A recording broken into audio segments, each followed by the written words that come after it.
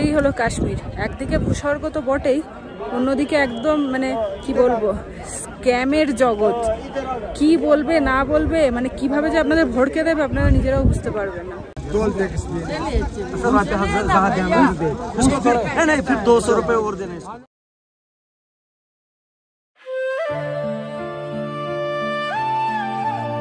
गर फिरदौस बर रुई जमीन अस्त हमीन अस्त हमीन अस्त हमीन अस्त। অর্থাৎ পৃথিবীতে স্বর্গ বলে যদি কিছু থেকে থাকে তাহলে সেটা এখানেই, এখানেই, এখানেই।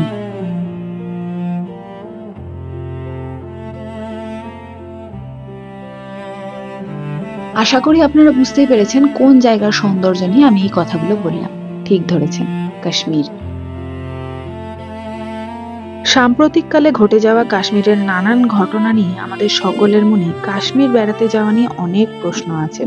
সেই সব প্রশ্নকে বাদ দিয়ে আমি যদি কাশ্মীরের সৌন্দর্য নিয়ে কথা বলি তাহলে সত্যি কাশ্মীরকে ভূস্বর্গ বলাটা কিন্তু যথার্থ। আমাদের কাশ্মীর ভ্রমণের অভিজ্ঞতা কেমন ছিল সেগুলি গত বেশ কয়েকটি পর্বে আপনাদের সামনে তুলে ধরেছি। গত পর্বে আপনাদের দেখিয়েছিলাম আমরা শ্রীনগর পৌঁছে গেছি। এবার শ্রীনগর থেকে আমাদের সোনমার্গ, দুধপাথরি, গুলমার্গে যাওয়ার পালা। আজকের পর্বে থাকছে আমাদের সোনমার্গ ভ্রমণের গল্প। তাহলে চলুন আজকের পর্বটি শুরু করা যাক। একটা সুন্দর ঝকঝকে সকাল, বাজে সকাল 8:30। গাড়ি এসে গেছে, আমরা রওনা দিচ্ছি সোনমার্গের পথে।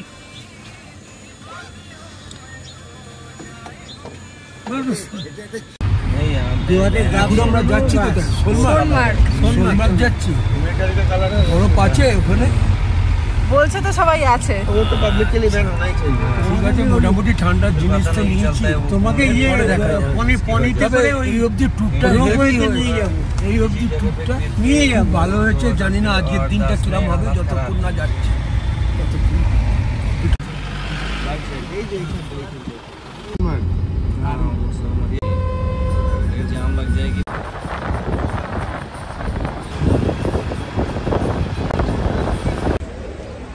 সোনমার্গে যাওয়ার পথে আমরা এখন ব্রেকফাস্ট করার জন্য দাঁড়িয়েছি সিন্ধ ভিউ পাঞ্জাবি ধাবা। ব্রেকফাস্টটা সেরে নিই। আর এখান থেকে সোনমার্গ এখনো প্রায় 50 থেকে 60 কিলোমিটার মতো। তো এখানকার ভিউটাও খুব সুন্দর, উপরের পাহাড়ে অল্প অল্প বরফ জমে রয়েছে।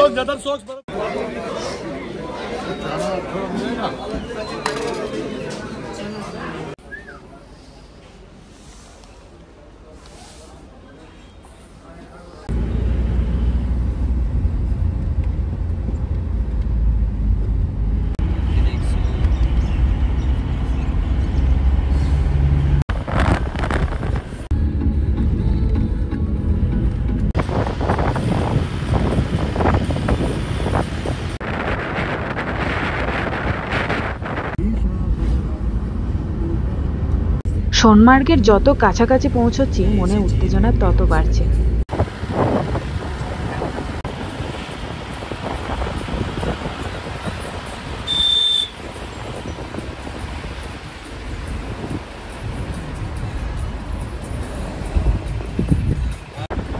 দেখতে দেখতে আমরা পৌঁছে গেলাম সোনমার্গের সেই বিখ্যাত টানেলে।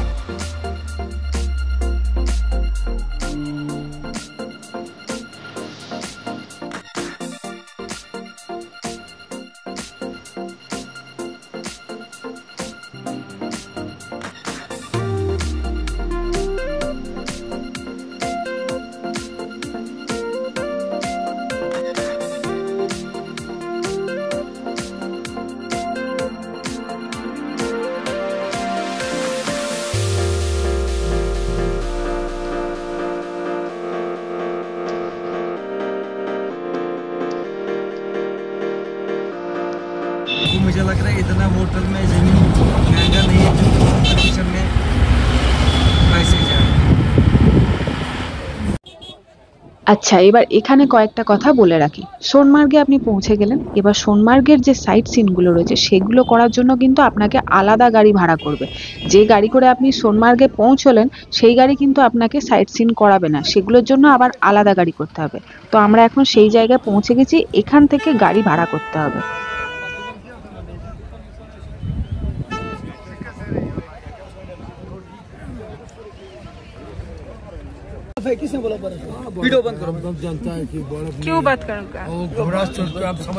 ওখানে ট্যাক্সি ইউনিয়নের কিন্তু কোনো ফিক্সড রেট নেই, উল্টে ভিডিও করতে গেলে কিন্তু ওনারা রেগেই যাচ্ছেন দেখলাম। যাই হোক, 4টে স্পট আপনাদের ঘোরাবে, তার জন্য আপনাদের 8,000-9,000 টাকা বলবে। আপনাকে কিন্তু ঠিকঠাক একটা রেটে নিয়ে আসতে হবে, আপনাকেই বার্গেনিংটা করতে হবে। এখান থেকে গাড়ি আমরা পেয়ে গেছি, বার্গেনিং করে 5,000 টাকায় নেমেছে। তার সঙ্গে বলেছে ঠিক আছে আপনারা খুশি করে আমাদের কিছু দিয়ে দেবেন, মানে ওনাকে দিতে হবে ড্রাইভারকে। তো এখন আমরা রওনা দিলাম।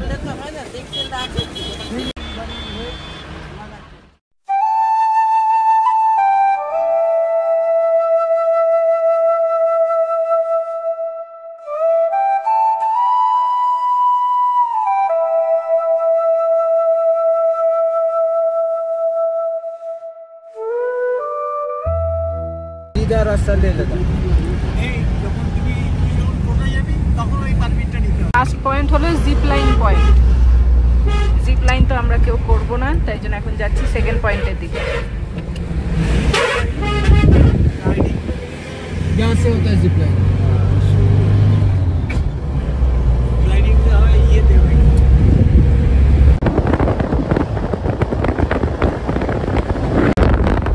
এটা হচ্ছে ফিশ পয়েন্ট।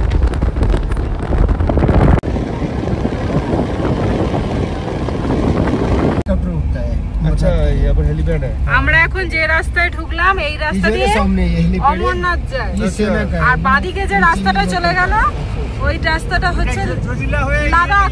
লাদাখ গাড়িতে ওঠার আগে আপনাকে প্রথমে 4 পয়েন্ট 6 পয়েন্ট করে মাথা খারাপ করে দেবে। আমরা 4 পয়েন্ট বলেছি, এবার আপনারাই বলুন ফিশ পয়েন্টটা কি এই 4 পয়েন্টের মধ্যে পড়ে? এটা কোনো পয়েন্ট হলো? যাওয়ার পথে আবার একটা জায়গায় দাঁড়ালাম, যেরকম বরফ এক্সপেক্ট করেছিলাম সেরকম বরফ নেই, মানে একদম রাস্তা ভর্তি বরফ থাকবে সেরকম বরফ নেই। তবে মোটামুটি যা আছে ঠিক আছে। এখনো বলছে তো 0 পয়েন্টের কাছাকাছি গেলে আপনারা বরফ পাবেন, তো দেখা যাক।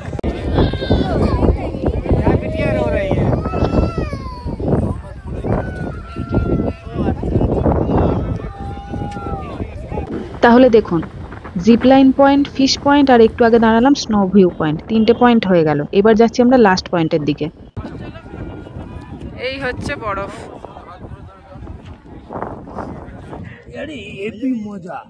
মজাটা কোথাও পাবো না, তবে বরফ যেরকম আশা করেছিলাম সেরকম নয়। এই মানতে এর থেকে বেশি পাওয়া যাবে না। হ্যাঁ, তবু যেটুকু পেয়েছি ঠিক আছে। এখনো গুলমার্গ বাকি আছে, দেখা যাক গুলমার্গে পাই কিনা। মেন তো আমাদের টার্গেট ছিল, এর আগেও তো এসেছি, টিউলিপটা মেন ছিল। হ্যাঁ, এখানে এত ঠান্ডা নেই যে ওই মাইনাসের জ্যাকেটটা পরে থাকবো। একটু আগে অবধি ওই জ্যাকেটটা পরেছিলাম, কিন্তু যত এগোচ্ছি তত ঠান্ডাটা মানে অত গায়ে লাগছে না, উল্টে গরমই হচ্ছে, যার জন্য ওই জ্যাকেটটা খুলে ফেললাম। এই একটা হালকা লং কোট নিয়ে এসেছিলাম, ওইটাই পরলাম। এবার ব্যাপারটা হচ্ছে এরা যে কি বলছে কিছুই বুঝতে পারছি না। 5,000 টাকা ভাড়া দিয়ে একটা গাড়ি করে এলাম। নিচে আমাদের বললো যে যেখানে শেষ অবধি নিয়ে যাবো ওই বানতাল অবধি, ওখানে গিয়ে আপনারা বরফ পাবেন। আচ্ছা, এখানে একটা জায়গায় নিয়ে এলো, নিয়ে এসে বলছে এখান থেকে আবার আলাদা গাড়ি ভাড়া করতে হবে, সেখানে গেলে আপনারা পরিষ্কার বরফ পাবেন। এইটাই হচ্ছে লাস্ট। এই অবধি এসে আপনারা যে বরফটা পাবেন একটু ময়লা। অথচ নিচে আমরা বারবার জিজ্ঞেস করে এলাম যে উপরে বরফ পাবো তো? বলে হ্যাঁ পাবেন, হাতে বল নিয়ে খেলতে পারবেন, ছোড়াছুড়ি করবেন। এই হলো কাশ্মীর। একদিকে ভূস্বর্গ তো বটেই, অন্যদিকে একদম মানে কি বলবো, স্ক্যামের জগৎ। কি বলবে না বলবে, মানে কিভাবে যে আপনাদের ভড়কে দেবে আপনারা নিজেরাও বুঝতে পারবেন না। তো যাই হোক, এখন যাই দেখি কতটুকু বরফ পাই। বারবার বলছে এখানে নোংরা বরফ পাবেন, ওপরে যান, ওপরে আলাদা করে গাড়ি ভাড়া করে ওপরে যেতে হবে, ওখানে গেলে পরিষ্কার বরফ পাবেন। এখন যা পরিস্থিতি দেখছি, ওপরে গিয়েও পরিষ্কার বরফ, পরিষ্কার তো ছেড়েই দিলাম, বরফ পাবো কিনা সেটাই সন্দেহ। এখন যা বরফ দেখছি মানে টুকরো টুকরো বরফ। এখন দেখা যাক, ওই বল নিয়ে ছোড়াছুড়ি করার মতন বরফ দেখছি না, যেখানে যেখানে রয়েছে সত্যিই নোংরা।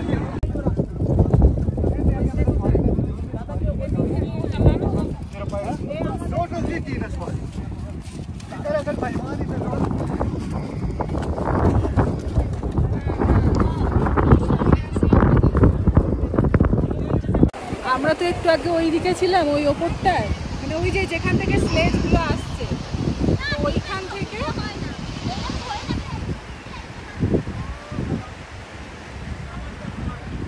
তো ওইখান থেকে এই অবধি মানে এই গঙ্গার একদম উপরে আসার জন্য 250 টাকা করে নেবে বলছিল। এটা হচ্ছে অমর গঙ্গা, মানে অমরনাথ থেকে আসছে। জানি না এটা সত্যি অমর গঙ্গা কিনা, কেউ বলছে অমর গঙ্গা, কেউ বলছে সিন্ধ। তো যাই হোক, অমর গঙ্গা যদি হয়ে থাকে, না জেনে যদি নিচ্ছি, জানি না কোনটা ঠিক কোনটা ভুল, নিয়ে নিলাম। বোতলটা ছিল, একটুখানি ভরে নিলাম। 250 টাকা বেকার যেত, হেঁটে হেঁটেই চলে আসা যায়। হ্যাঁ, অবশ্যই সঙ্গে একজন কাউকে ধরে আনবেন, বয়স্করা যদি কেউ আসে। অনেকেই কিন্তু বয়স্করা নামছে, একটু আগে আমাদের সঙ্গে একটা গ্রুপ নামলো, তারা আবার একটু হেঁটে হেঁটেই আবার চলে যাচ্ছে। খুব একটা অসুবিধা হবে না, একটু ধরে ধরে আসবে। তারপরে ভিউটা কিন্তু অসাধারণ। হ্যাঁ, আমরা বরফ তেমন পাইনি, তবে আমাদের মেন টার্গেট ছিল টিউলিপ দেখা, তাই জন্য আমরা এপ্রিল মাসে এসেছি। আচ্ছা, যেখান থেকে আমরা ট্যাক্সি নিলাম সেই স্পটেই আমাদের রিটার্ন করলো, মানে আমাদেরকে নিয়ে এলো। এখান থেকে আবার ঘোড়া করে থাজিওয়াস গ্লেসিয়ারে যাওয়া যায়। পার হেড 2800 টাকা বলছে, বার্গেনিং করতে হবে। কিন্তু যারা ফিরছে আমি তাদেরকে জিজ্ঞেস করলাম, বললো ওপরেও বরফ খুব একটা নেই, মানে আমরা এক্ষুনি যা দেখলাম ওই রকমই বরফ, সুতরাং গিয়ে কোনো লাভ নেই। আমরা এই জায়গাটাই একটু এখন ঘুরে দেখি। কালকে আমাদের সম্ভবত দুধপাত্রি আছে, কিছু গ্রুপ এসছে, ওরা গতকালকেই দুধপাত্রি থেকে ঘুরে এসছে। ওনারা বললেন ওখানেও বরফ অল্প অল্প আছে। তো পরশুদিন আমাদের গুলমার্গ আছে, গুলমার্গে ফেজ 1 ফেজ 2 আশা করছি বরফ পাবো, বেশি আশা রাখছি না, দেখা যাক কি হয়। আমাদের হাতে এখন অনেক টাইম আছে, এখন মোটামুটি ওই 2:30 মতো বাজে। বরফ পুরো পাই না পাই, এখানে যা সিনিক বিউটি দেখছি সত্যি ভূস্বর্গ।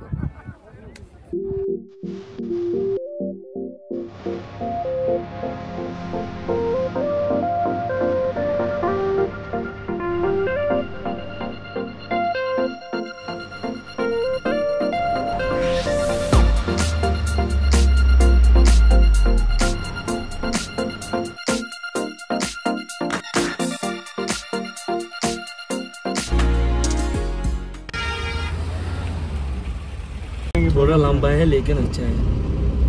এই রাস্তাটা বেশি সুন্দর রাস্তা। ये थोड़ा लंबा ফিরদৌস ভাই মানে আমাদের কাশ্মীর ট্যুরের সারথি বুঝতে পেরেছিল যে আমাদের মনটা একটু খারাপ, বরফ সেরকম পাইনি বলে, তাই জন্য আমাদের একটা অন্য রাস্তা দিয়ে নিয়ে গেল। বললে এই রাস্তা দিয়ে নিয়ে যাচ্ছি, দেখুন বরফ একটু হলেও পাবেন এবং নিয়ে অ্যাটলিস্ট খেলা করতে পারবেন।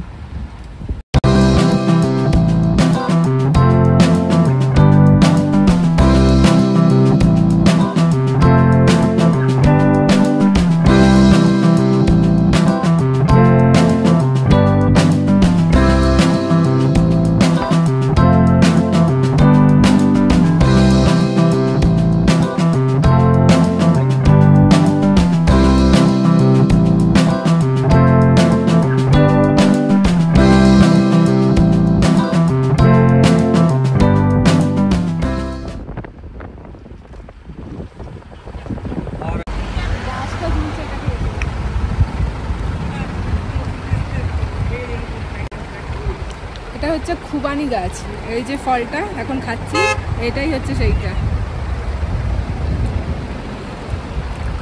প্রাকৃতিক সৌন্দর্য দেখতে দেখতে ফিরে গেলাম শ্রীনগরে। একটা রেস্টুরেন্ট থেকে লাঞ্চ করে নিয়ে চলে গেলাম হোটেলে, গিয়ে সোজা রেস্ট।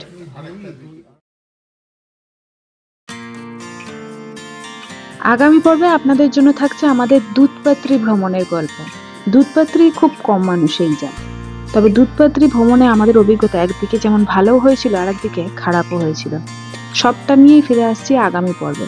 ওই দিনই আমরা দুধপাত্রি থেকে ফিরে হাতে সময় থাকার জন্য করে নিয়েছিলাম ডাল লেকের শিকারা রাইড। সবকিছু নিয়ে ফিরছি আগামী পর্বে।